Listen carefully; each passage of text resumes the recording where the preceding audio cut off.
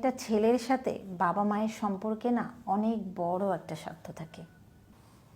আমাদের সমাজে একটা কমন কথা আছে, ছেলের বিয়ে হয়ে গেলে নাকি ছেলে আর নিজের থাকে না, বউয়ের হয়ে যায়।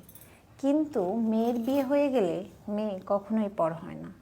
এই কথাটা অনেকেই বলেন, কিন্তু একটু ভেবে বলুন তো, কথাটা কি আসলেই ঠিক?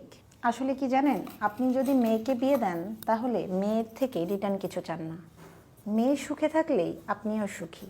আপনি কখনোই এটা তুলনা করেন না যে আপনার মেয়ে আপনার থেকে কতটা সুখে থাকলো। এটাই মূলত আমাদের মেইন সমস্যা।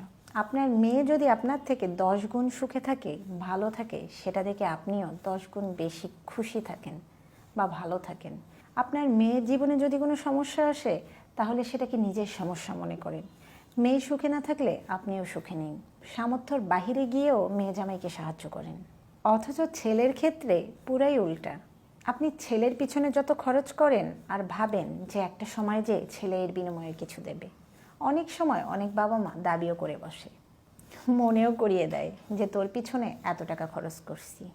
ছেলেকে বিয়ে দিয়ে ছেলেকে পর ভাবতে শুরু করেন। ছেলের প্রতি এমন একটা মন মানসিকতা তৈরি হয় যে বিয়ে করছিস মানে তোর সমস্যা, এটা তোকেই সমাধান করতে হবে। অথচ অন্যদিকে মেয়েকে সামর্থ্যের বাহিরে যেও সাহায্য করে। ছেলের বউ কতটা সুখে আছে এটা নিয়েও তুলনা করে। ছেলের বিবাহিত জীবনে সুখ কতজনেই বা সহ্য করতে পারে। ছেলের বিপদে ছেলেকে একা ছাড়েন, অথচ ছেলে একটু বেশি সুখে থাকলে আবার সেই সুখের ভাগ আপনারা চান।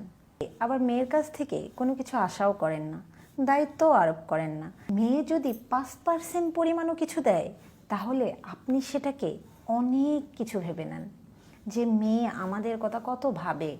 আর ছেলে ছেলে নিজের জীবনটাও দিয়ে দিলে না, আপনারা বলবেন যে না, ছেলের তো এখন বিয়ে হয়ে গেছে, ছেলের কি আর অত সময় আছে আমাদের কথা ভাবার?